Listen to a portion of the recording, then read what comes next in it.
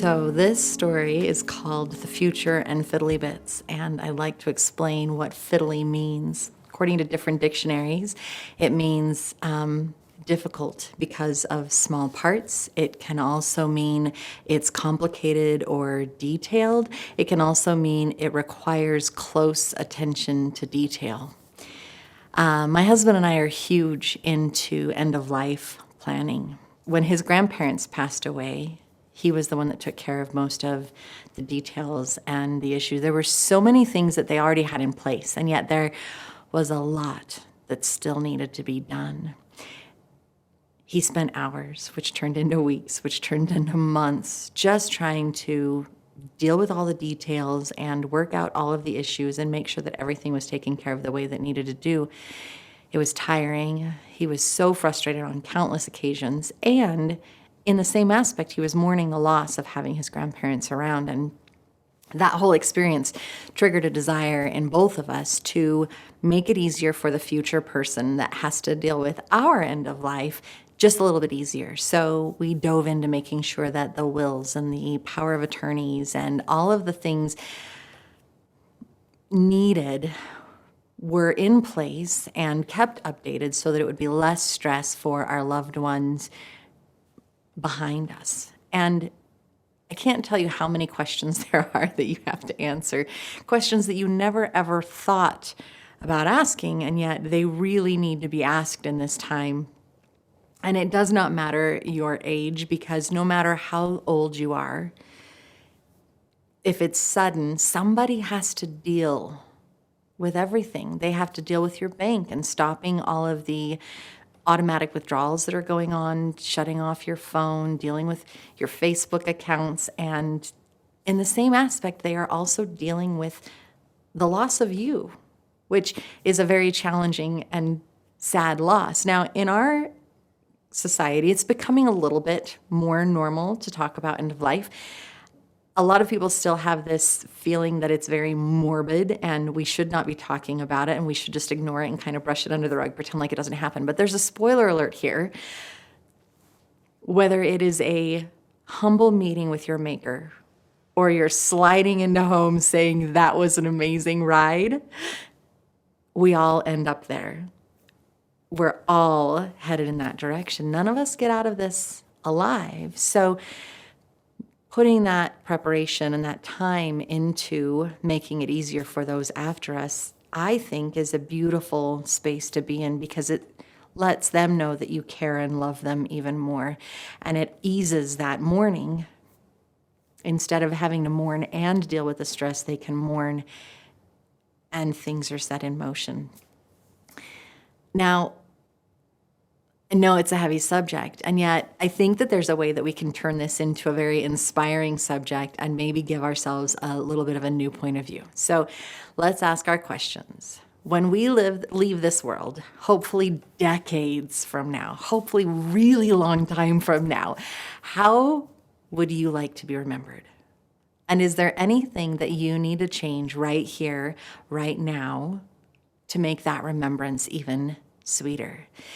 I talked about personal training and this physical body that I live in that I am finding so much love and gratitude for.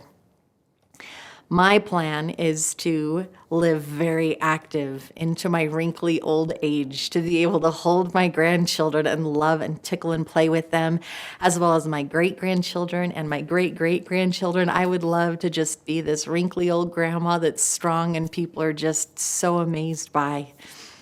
I want to be active. I want to enjoy all that life has to offer in everything that's there. And I also hope and pray that my existence on this earth leaves these ripples of healing, these ripples of love and understanding, these ripples of compassion, and saying, you know what?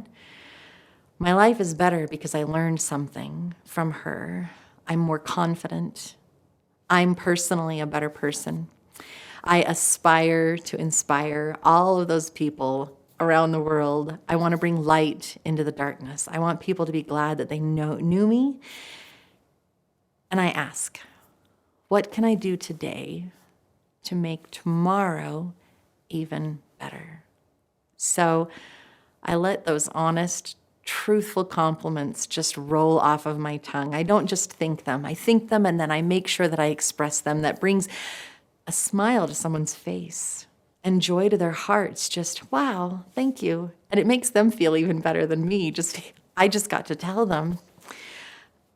I might tickle a little kid or play witches and wizards on the labyrinth. I'm going to go out and just enjoy life. I'm going to mail a card that says, hey, I really love you, or another card that says, I support you and I understand this challenging time that you are in. How can I bring more love and joy into this world? It's not a material thing. Material stuff just breaks down over time. I think it comes down to the memories, because memories live on forever and ever. They are a part of the person that has that memory. Every memory that I have of people who have been in my life is just this beautiful thing keeping them alive in some way, shape, or form. And those memories live on when I share them with other people. You guys have never met my Aunt Olive, my great-grandma Olive. You guys have never met her. And yet I tell stories about how she inspired me. And through those stories, you are inspired as well, because her message was so beautiful about being positive through adversity and finding this beauty beyond. So through my great Aunt Olive, my great-grandma Olive, you didn't meet her, but she lives on because I'm able to share her story. And I would rather give those memories that can live on forever and ever to people and enrich in people's lives just by giving that to them. So how will people remember you? How do you want to be remembered? And if you don't know, maybe you can ask. Maybe you're hanging out with a bunch of friends and you're like, hey guys, what do you think my best trait is? Or what are you going to remember me for? What do you love about me? And let's have those conversations. Maybe you're going to have a conversation with the person that will be taking care of your end of life responsibilities. And you say, hey, can we have this conversation? Because I want to make sure you have all of the information that you need so that it's easier when I go. And by the way, how will you remember me? What do you want? What do you think? And on the other end, maybe you're the one who is going to be responsible for taking care of somebody else's end of life stuff. And perhaps now is the opportunity for you to touch base with them and say, hey, I love you so much. And I really want to be able to honor myself and wanting to mourn. Can we just talk a little bit about what you want and what you need so that I can honor you as you pass on and honor myself as well? Because I know it's going to be hard. I know I'm going to miss you because this is how I think of you and this is how I remember you. And I want to help that live on in the way that I let you go. It's hard to grieve while you're handling those end of life responsibilities. And so I do encourage you to have those conversations. My belief, there are myriads of beliefs on what the end of life is. And whether it's that there was a pre-earth life and an earth life and an after-earth life, or there is nothing, or there's reincarnation, the beliefs run the gamut. And I don't think any of us can really know. We may have a vision in a near-death experience, and that shapes the way that we believe and the way that we feel. And yet not having that experience means that I'm left to decide for myself, what do I see and what do I feel and what do I believe? And for me, what I decide, what I believe is that we're all connected on some way, shape, or form. And when I pass on, there's this little bit of me that gets to go into the heart of every person that loves me or holds me in reverence in some way, shape, or form. And that way, I get to give them a hug anytime that I feel like they need it.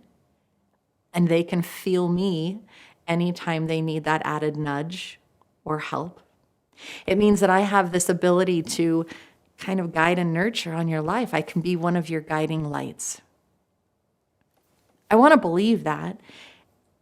And if I look at it, we talk about memories. And when a loved one dies, how many people say, I just feel like they're around me? Or there's a smell and you're like, I think that they must be close because I smell that. Or there's just this knowledge or you hear their voice, they're literally right there. They're literally touching you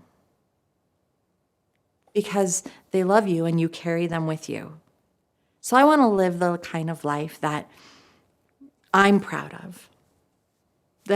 When I do pass on, I can say that was an amazing ride, and I am so grateful for the opportunity to get to know so many amazing people and share life with so many amazing people, and I hope that they are as inspired by me as I have been inspired by them. I hope that you have those difficult conversations, and yet I also hope that you heal those difficult relationships. I hope that when the time comes for you to move on from this life, you're able to say, yeah, that was amazing. And I have peace because I have no regrets. I healed what I could.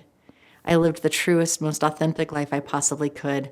I found some joy, and now I'm going to give that joy to the rest of the world as I move on from here. Take care of yourself. Take care of those around you, and live the kind of life that you are sincerely and truly proud of.